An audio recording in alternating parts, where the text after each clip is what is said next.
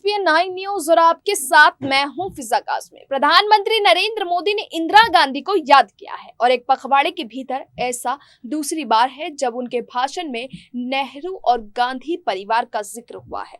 अभी 12 मार्च को ही प्रधानमंत्री नरेंद्र मोदी ने दांडी मार्च के सिलसिले में आयोजित एक कार्यक्रम में देश के पहले प्रधानमंत्री जवाहरलाल नेहरू की तारीफ की थी और अब बांग्लादेश दौरे में पूर्व प्रधानमंत्री इंदिरा गांधी का नाम लिया है। ये दोनों ही मौके और नेहरू गांधी की सकारात्मक लहजे में चर्चा दुर्लभ वाक्यों में शुमार किया जाएगा, लेकिन ऐसा किए जाने के पीछे जो खास मकसद है उसे भी समझना दिलचस्प होगा। नेहरू की चर्चा तो मोदी के मुंह से अब तक सरदार पटेल के प्रसंग में ही सुनने को मिलता रहा है। अगर नेहरू की जगह सरदार पटेल पहले प्रधानमंत्री बने होते तो आज देश की तस्वीर और ही होती। मोदी के शासन में अब तक जिस तरीके से पाकिस्तान के खिलाफ दो सर्जिकल स्ट्राइक के प्रोजेक्ट किया गया है 1971 के भारत पाकिस्तान जंग का वैसा अंदाज में शायद ही कभी जिक्र हुआ हो। क्या बांग्लादेश की जमीन से प्रधानमंत्री नरेंद्र मोदी का इंदिरा गांधी की तारीफ करना देश की राजनीति में किसी सकारात्मक बदलाव का संकेत है? हो सकता है राहुल गांधी और सोनिया गांधी के मन में एक पल के लिए सत्यमेव जयते जैसी फीलिंग हुई हो। कांग्रेस नेतृत्व को लगा हो कि 2014 से कांग्रेस के अब तक के शासन को खारिज करने को लेकर बीजेपी नेतृत्व को अपनी खास अवधारणा को लेकर कोई त्रुटि महसूस हुई हो। यह भी हो सकता है कि राहुल गांधी और सोनिया गांधी अपने साथी नेताओं के साथ चर्चा कर रहे हो कि देर से ही सही, चलो कम से कम गांधी परिवार के बलिदान और नेहरू की दूरदृष्टि का प्रधानमंत्री नरेंद्र मोदी को एहसास तो हुआ। अगर गांधी परिवार और कुछ कांग्रेस नेताओं के साथ साथ बीजेपी के राजनीतिक विरोधी भी एक ऐसा ही सोच रहे हैं तो ये राजनीतिक समझ की बलिहारी की कही जाएगी। ये जरूर है कि बांग्लादेश की आजादी के जश्न में अगर प्रधानमंत्री नरेंद्र मोदी तत्कालीन प्रधानमंत्री इंदिरा गांधी का नाम नहीं लेते तो थोड़ा आश्चर्य होता ही। इंदिरा गांधी भी देश की ही प्रधानमंत्री रही हैं और नरेंद्र मोदी भी, ना कि कांग्रेस और बीजेपी के। वैसे तो राहुल गांधी को भी संसद के अक्सर आपके प्रधानमंत्री बोलते सुना और देखा गया है, लेकिन टोके जाने पर वो भूल सुधार भी लिया करते हैं। ये कहना भी सतही है कि सोच ही होगी कि बांग्लादेश की आजादी की स्वर्ण जयंती के मौके पर प्रधानमंत्री मोदी का इंदिरा गांधी का नाम लेना एक रस्म अदायगी और राजनीतिक शिष्टाचार का हिस्सा भर है। ध्यान देने पर प्रधानमंत्री मोदी के बयान के गंभीर मायने समझने की कोशिश की जा सकती है।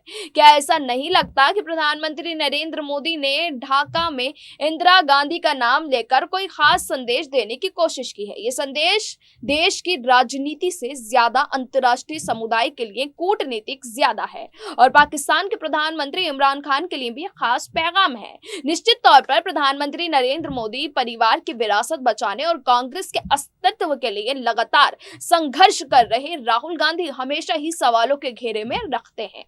निश्चित तौर पर प्रधानमंत्री मोदी पुलवामा हमले के बाद से गांधी परिवार में पाकिस्तान के नाम पर कटघरे में खड़ा करते रहे हो और निश्चित तौर पर पूरा बीजेपी अमला कांग्रेस और गांधी परिवार को भारत चीन तनाव के बीच हमलावर रहा हो, लेकिन अंतर्राष्ट्रीय मंचों से ऐसा कम ही होता है। ढाका में प्रधानमंत्री नरेंद्र मोदी ने बांग्लादेश के मुक्ति युद्ध की चर्चा करते हुए युवा अवस्था में अपने सत्याग्रह और गिरफ्तार दिए जाने का भी जिक्र किया और सोशल मीडिया पर यह ट्रेंड भी करने लगा। साथ ही प्रधानमंत्री मोदी ने उन लोगों को भी याद किया जो बांग्लादेश की आजादी के किरदार रहे और उस खास क्षण के गवाह भी। प्रधानमंत्री ने कहा कि मैं भारतीय सेना के वीर जवानों को भी याद करता हूं जो मुक्ति युद्ध में बांग्लादेश के लोगों के साथ खड़े हुए थे, आजाद बांग्लादेश के सपने का साकार करने में भूमिका निभाई। Sam Manekshaw, general Jacob Albert अक्का जैसे अनगिनत वीर जिनके साहस की कथाएं हमें प्रेरित करती हैं। मुक्ति युद्ध में शामिल कर रहे कई भारतीय सैनिक भी आज इस कार्यक्रम में मौजूद हैं। प्रधानमंत्री मोदी ने खास मौके पर पूर्व प्रधानमंत्री इंदिरा गांधी को भी विशेष रूप से याद किया। उन्होंने कहा कि आज का ये अवसर बंगबंधु के विजन और आदर्शों को याद करने का दिन है। ये समय चिरविरोधी को मुक्ति युद्ध की भावना को फिर से याद करने का समय है। बांग्लादेश के मुक्ति संग्राम के लिए भारत के कोने कोने से, हर पार्टी से, समाज के हर वर्ग से समर्थन था। तत्कालीन प्रधानमंत्री श्रीमती इंदिरा गांधी जी के प्रयास और उनकी महत्वपूर्ण भूमिका सर्वविदित है। प्रधानमंत्री मोदी ने इंदिरा गांधी के साथ पूर्व प्रधानमंत्री अटल बिहारी वाजपेयी का भी स्मरण किया। 6 दिसंबर 1971 को अटल बिहारी वाजपेयी जी ने कहा था कि हम न केवल मुक्ति संग्राम में अपनी जीवन की आहुति देने वालों के साथ लड़ रहे हैं, बल्कि इतिहास को नई दिशा देने का प्रयास कर रहे हैं। 2014 में चुनाव जीतकर प्रधानमंत्री बनने के बाद अपने शपथ ग्रहण के मौके पर ही नरेंद्र मोदी ने सार्क देशों के नेताओं को बुलाकर पड़ोसियों से रिश्तों को लेकर अपना स्टैंड साफ करने की कोशिश की थी। मेहमानों में तत्कालीन पाकिस्तानी प्रधानमंत्री नवाज शरीफ भी शामिल थे और उनके बाद भी अंतर्राष्ट्रीय मंचों पर मोदी और शरीफ को बातचीत करते देखा गया है। यह आइडिया तब राष्ट्रीय सुरक्षा सलाहकार अजीत डोभाल का माना गया था और अब भी भारत और पाकिस्तान के बीच रिश्तों में किसी बदलाव की उम्मीद जताई जा रही है तो उसमें भी उनकी ही भूमिका देखी जा रही है। भारत के तमाम प्रयासों के बावजूद पाकिस्तान से रिश्ते तो नहीं सुधर सके, बल्कि इमरान खान को सरहद पार पहुंचकर भारत के खिलाफ घुसपैठियों की हौसला अफजाई करते भी देखा गया। रिश्ते सबसे ज्यादा खराब फरवरी 2019 के पुलवामा हमले के बाद हुए। बालाकोट सर्जिकल स्ट्राइक के बाद जब विंग कमांडर अभिनंदन वर्तमान पाकिस्तान की सीमा में चले गए तो माहौल काफी ज्यादा तनावपूर्ण हो गया था। हालांकि पाकिस्तान ने तनाव को टालने का ही फैसला किया और अभिनंदन वापस को भेज दिया गया। पाकिस्तान के नेशनल डे के मौके पर प्रधानमंत्री नरेंद्र मोदी ने इमरान खान को एक चिट्ठी भेजी थी और कहा था कि भारत पाकिस्तान के लोगों के साथ सौहार्दपूर्ण संबंध चाहते हैं। प्रधानमंत्री मोदी ने पाकिस्तान को आतंकवाद का रास्ता छोड़ने की भी नसीहत दी थी। 20 मार्च को प्रधानमंत्री मोदी ने इमरान खान के कोरोना पॉजिटिव होने पर जल्द स्वस्थ होने की शुभकामनाएं दी थी और फिर चिट्ठी में लिखा कि कोरोना काल मानवता के लिए बेहद मुश्किल भरा है। मैं आपको और पाकिस्तान की जनता को इस चुनौती से बहादुरी से निपटने की कामना करता हूं।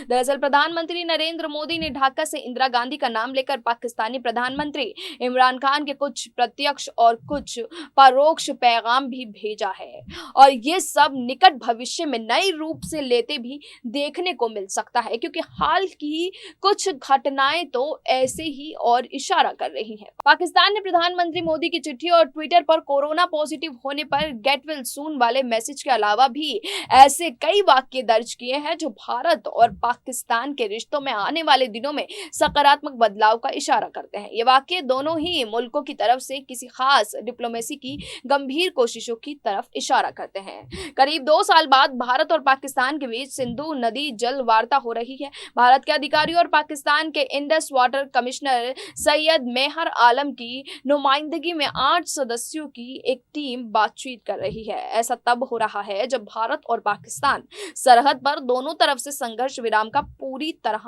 पालन कर रहे हैं। 25 फरवरी को ही दोनों देशों के डीजीएमओ यानी मिलिट्री ऑपरेशंस के डायरेक्टर जनरल ने एक साझा बयान जारी करके अचानक एलओसी पर संघर्ष विराम की घोषणा की थी। प्रधानमंत्री मोदी की बांग्लादेश यात्रा के एक दिन पहले ही army chief general MM Naravane ने पाकिस्तान की जमीन पर लॉन्च पैड समेत आतंकी ढांचा की बात कही थी, लेकिन ये बताया गया था कि बीते 5 से 6 साल में पहली बार सरहद पर शांति देखने को मिली है। मुझे ये बताते हुए गर्व महसूस हो रहा है कि पूरे मार्च महीने में एक अकेली घटना को छोड़कर नियंत्रण रेखा पर एक भी गोली नहीं चली। करीब 5-6 साल में ये पहला मौका है जब एलओसी पर शांति रही है। हाल ही में पाकिस्तानी फौज के चीफ जनरल कमर जावेद बाजवा ने भी कश्मीर राग और दूसरी बातों के साथ साथ ये भी कहा था कि दोनों मुल्कों को पुरानी बातें भूलकर आगे बढ़ना चाहिए। एक रिपोर्ट की माने तो भारत और पाकिस्तान के बीच पर्दे के पीछे बातचीत चल रही है और उसमें संयुक्त अरब अमीरात की बड़ी भूमिका मानी जा रही है।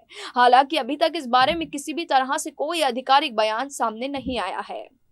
एक इंटरव्यू के दौरान यूएई के मंत्री आदिल जुबैर ने कहा था कि सऊदी अरब पूरे इलाके में शांति चाहता है और उसके लिए प्रयास भी चल रहे हैं। अंतर्राष्ट्रीय संबंधों, खासकर भारत पाक कूटनीति में दिलचस्पी रखने वाले जानकारों को भी ऐसा लग रहा है और मीडिया से बातचीत में ऐसे इशारे कर रहे हैं। पूर्व अमेरिकी राष्ट्रपति डोनाल्ड ट्रंप तो जम्मू कश्मीर से लेकर भारत और चीन के बीच भी मध्यस्थता को आतुर देख रहे हैं, लेकिन भारत का हमेशा ही एक स्टैंड रहा है कि किसी भी तीसरे पक्ष के द्विपक्षीय मामलों में दखल देने की जरूरत नहीं है। वैसे कुछ विशेषज्ञ जो बाइडेन के अमेरिका के राष्ट्रपति बनने के बाद अमेरिकी व्यावसायिक हितों को देखते हुए दक्षिण एशिया में शांति कायम रखने के प्रयासों का हिस्सा भी समझा जा रहा है। ये तो साफ साफ समझ में आ रहा है कि प्रधानमंत्री मोदी ने नए सिरे से पाकिस्तान को आपसी रिश्तों को बेहतर करने के लिए मोटिवेट करने की कोशिश कर रहे हैं। लेकिन बांग्लादेश से इंदिरा गांधी का नाम लेकर प्रधानमंत्री मोदी ने इमरान खान को 1971 के जंग की याद दिलाने की कोशिश की है।